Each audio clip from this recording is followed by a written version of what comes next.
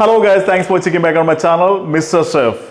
ഇന്ന് നമ്മളുടെ ചാനലിലൂടെ ഞാൻ നിങ്ങൾക്ക് പരിചയപ്പെടുത്തുന്നത് നല്ല തിക്ക് ഗ്രേവിയിൽ ഉണ്ടാക്കുന്ന ഒരു അങ്കമാലി മാങ്ങാക്കറിയുടെ റെസിപ്പിയാണ്.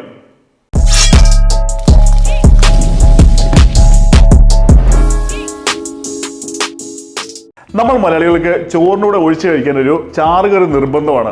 അപ്പൊ എനിക്ക് ഏറ്റവും ചോറിനൂടെ ഒഴിച്ച് കഴിക്കാൻ ഇഷ്ടമുള്ളത് അങ്കമാലി മാങ്ങാക്കറിയാണ്. അപ്പൊ ആ ഒരു റെസിപ്പി വളരെ ഈസി ആയിട്ടും ഒതന്റിക് ആയിട്ടും എങ്ങനെ ഉണ്ടാക്കാമെന്ന് നമുക്ക് അടുത്തായിട്ട് നോക്കാം. ഇത് വളരെ ഷോർട്ട് ആയിട്ടുള്ള വീഡിയോ ആണ്. അപ്പോൾ ഈ വീഡിയോ സ്കിപ്പ് ചെയ്യാണ്ട് ഫുള്ള് കണ്ട് ഇതിലെ എല്ലാ ടിപ്സും മനസ്സിലാക്കി ഈ റെസിപ്പി ഉണ്ടാക്കാനായിട്ട് പ്രത്യേകം ശ്രദ്ധിക്കുക. നമുക്ക് ആവശ്യമായുള്ള എല്ലാ ഐറ്റംസും ഞാനിവിടെ റെഡിയാക്കി എടുത്ത് വെച്ചിട്ടുണ്ട്. അടുത്തായി നമുക്ക് ഇതിന്റെ പ്രിപ്പറേഷൻ ആരംഭിക്കാം. ആദ്യമായി തന്നെ ഒരു ഉരുളി എടുത്ത് വെച്ചതിന് ശേഷം ഇതിലേക്ക് അത്യാവശ്യം തിക്കായി കട്ട് ചെയ്തെടുത്ത 4 സവാള നമുക്ക് ഇതിലേക്ക് ഇടാം. അടുത്തായിട്ട് ഒരു വലിയ കഷ്ണം ഇഞ്ചി നീളത്തിൽ അരിഞ്ഞത് പാത്രത്തിലേക്ക് ഇടാം. ഒരു 5 പച്ചമുളക് നടുവേ കട്ട് ചെയ്തതും കൂടെ നമുക്ക് ഉരുളിയിലേക്ക് ഇടാം. അടുത്തായി ഒരു 4 തള കറിവേപ്പിലയും കൂടെ ഇട്ടതിന് ശേഷം 1 ടേബിൾ സ്പൂൺ സോൾട്ട്. ഞാനിന്ന് ഉപയോഗിക്കുന്നത് കല്ലുപ്പാണ്. ഈ ഒരു റെസിപ്പി ഉണ്ടാക്കാനായിട്ട് നമുക്ക് ഏറ്റവും ബെസ്റ്റ് കല്ലുപ്പാണ്. അതില്ലാന്നുണ്ടെങ്കിൽ സാധാരണ സോൾട്ട് നമുക്ക് ഇതിനു വേണ്ടി ഉപയോഗിക്കാൻ പറ്റുന്നതാണ്. അതിനുശേഷം 1.5 ടേബിൾ സ്പൂൺ മല്ലിപ്പൊടി, 1 ടേബിൾ സ്പൂൺ മുളക് പൊടി, 1.5 ടീസ്പൂൺ മഞ്ഞൾപ്പൊടി, 2 ടേബിൾ സ്പൂൺ വെളിച്ചെണ്ണ കൂടെ ഒഴിച്ചതിന് ശേഷം നമുക്ക് നന്നായിട്ടൊന്ന് മിക്സ് ചെയ്ത് കൊടുക്കാം.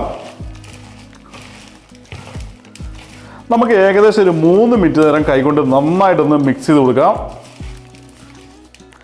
നമ്മളൊരു 3 മിനിറ്റ് നേരം നന്നായി മിക്സ് ചെയ്തതിന് ശേഷം ഒരു മീഡിയം സൈസിൽ കട്ട് ചെയ്തെടുത്ത 4 മാങ്ങയും കൂടെ നമുക്ക് ഇതിലേക്ക് ഇട്ട് വീണ്ടും നമുക്ക് 1 മിനിറ്റ് നേരം നന്നായിട്ടൊന്ന് മിക്സ് ചെയ്ത് കൊടുക്കാം. നമ്മൾ മാങ്ങ എടുക്കുമ്പോൾ നല്ല പുളിയുള്ള മാങ്ങ സെലക്ട് ചെയ്യാനായിട്ട് പ്രത്യേകം ശ്രദ്ധിക്കുക. അപ്പോഴാണ് നമ്മുടെ അങ്കമാലി മാങ്ങാക്കറിയുടെ കറക്റ്റ് ടേസ്റ്റ് നമുക്ക് കിട്ടുകയുള്ളൂ. മാങ്ങ ഇട്ട് നന്നായി മിക്സ് ചെയ്തതിന് ശേഷം ഇതിലേക്ക് 3 കപ്പ് 3/4 പാൽ നമുക്ക് ഇതിലേക്ക് ഒഴിക്കാം. തേങ്ങാപ്പാൽ ഒഴിച്ചതിന് ശേഷം നമുക്ക് വീണ്ടും നന്നായിട്ടൊന്ന് മിക്സ് ചെയ്ത് കൊടുക്കാം. അടുത്തായി സ്റ്റൗ എടുത്ത് വെച്ച് ഓണാക്കിയതിന് ശേഷം നമ്മുടെ ഉരുളി എടുത്ത് സ്റ്റൗവിലേക്ക് വെച്ച് ഉരുളിയുടെ അടപ്പ് വെച്ച് നമ്മുടെ മാങ്ങ നന്നായിട്ട് കുക്കാവുന്ന വരെ നമുക്കൊന്ന് വെയിറ്റ് ചെയ്യാം. അങ്കമാലി മാങ്ങാക്കറിയുടെ ഏറ്റവും ഇമ്പോർട്ടൻ്റ് ആയിട്ടുള്ള ഇൻഗ്രീഡിയൻ്റ് എന്ന് പറയുന്നത് ഇതിൻ്റെ തേങ്ങാപ്പാൽ തന്നെയാണ്.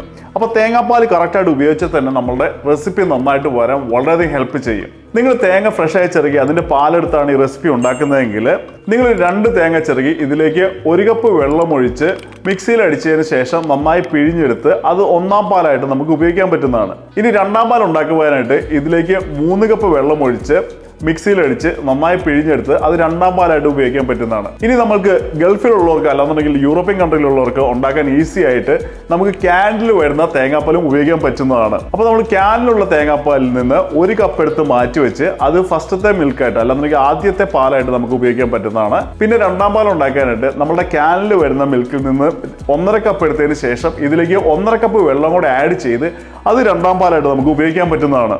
അപ്പോൾ ഈ ഒരു മെഷർമെന്റ് കറക്റ്റായിട്ട് കീപ്പ് ചെയ്യാനായിട്ട് പ്രത്യേകം ശ്രദ്ധിക്കുക. ഗൈസ്, നമ്മുടെ മാങ്ങാക്കറി നമ്മൾ ഏകദേശം ഒരു 5 മിനിറ്റ് വരെ നന്നായിട്ട് കുക്ക് ചെയ്തിട്ടുണ്ട്. നമ്മുടെ മാങ്ങ ഇവിടെ നന്നായിട്ട് വെന്തിട്ടുണ്ട്. അടുത്തായി നമുക്ക് ഇതിലേക്ക് 1/4 പാൽ ഒഴിച്ചതിന് ശേഷം നമുക്ക് വീണ്ടും നന്നായിട്ടൊന്ന് മിക്സ് ചെയ്ത് കൊടുക്കാം. 1/4 പാൽ ഒഴിച്ചതിന് ശേഷം ചെറുതായിട്ടൊന്ന് തിളച്ച് കഴിഞ്ഞാൽ അപ്പം തന്നെ നമുക്ക് സ്റ്റൗ ഓഫാക്കാം.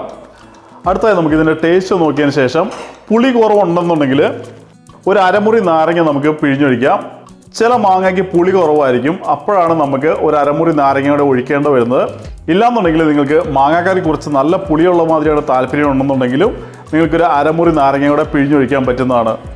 നാരങ്ങ പിഴിഞ്ഞൊഴിച്ചതിന് ശേഷം നമുക്ക് നന്നായിട്ടൊന്ന് മിക്സ് ചെയ്തതിന് ശേഷം നമ്മുടെ ഉരുളി എടുത്ത് നമുക്ക് സൈഡിലേക്ക് മാറ്റി വെക്കാം.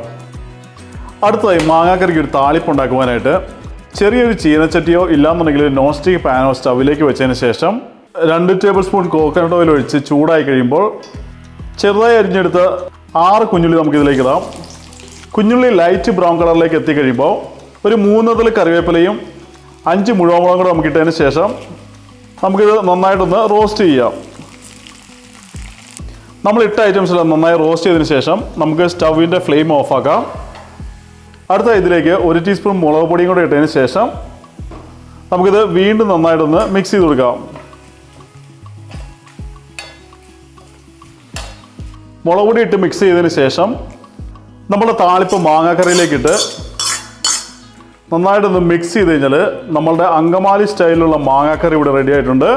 നമ്മളെ താളിപ്പ് കൂടി ഇട്ട് കഴിഞ്ഞപ്പോൾ നല്ല അടിപൊളി സ്മെല്ലാണ് വരുന്നത്, കാണാനും നല്ല ലുക്കാണ്. അടുത്തായി നമുക്ക് അങ്കമാലി മാങ്ങാക്കറി ഒന്ന് ടേസ്റ്റ് ചെയ്ത് നോക്കാം. ഗൈസ്, നമ്മുടെ അങ്കമാലി മാങ്ങാക്കറി നല്ല അടിപൊളി ടേസ്റ്റാണ്, നല്ല തിക്ക് ഗ്രേവിയിലാണ് ഇരിക്കുന്നത്. ഇതിൻ്റെ ഉപ്പും പുളിയും എരിവും എല്ലാം കറക്റ്റ് എമൗണ്ടാണ്. അപ്പോൾ നിങ്ങൾ ഉണ്ടാക്കുമ്പോഴും same amount, same measurement, same steps follow ചെയ്യാനായിട്ട് പ്രത്യേകം ശ്രദ്ധിക്കുക. അപ്പോൾ നിങ്ങൾ എല്ലാവരും ട്രൈ ചെയ്യുമെന്ന് പ്രതീക്ഷിക്കുന്നു. ട്രൈ ചെയ്തതിന് ശേഷം നിങ്ങളുടെ അഭിപ്രായങ്ങളും സജഷൻസും കമൻസ് ഒക്കെ നമ്മുടെ കമന്റ് സെക്ഷനിൽ എഴുതി അറിയിക്കാനായിട്ട് പ്രത്യേകം ശ്രദ്ധിക്കുക. അതുമാതിരി തന്നെ വെജിറ്റേറിയൻ ഡിഷസ് ഒക്കെ ഇഷ്ടപ്പെടുന്ന നിങ്ങളുടെ ഫുഡി ഫ്രണ്ട്സിന് നമ്മുടെ റെസിപ്പികൾ അയച്ചു കൊടുക്കുക. നിങ്ങൾ ആദ്യമായിട്ട് എൻ്റെ ചാനൽ കാണുന്നെങ്കിൽ ഇതുമായിട്ട് ഇൻട്രസ്റ്റിംഗ് ആയിട്ടുള്ള വെറൈറ്റിയുമായിട്ടുള്ള നല്ല ടേസ്റ്റി ഫുഡിൻ്റെ റെസിപ്പികൾ കാണുവാനായിട്ട് നമ്മുടെ ചാനലിലേക്ക് സബ്സ്ക്രൈബ് ചെയ്യുക. So eat good food, stay healthy, until I see you with a different video. Bye bye.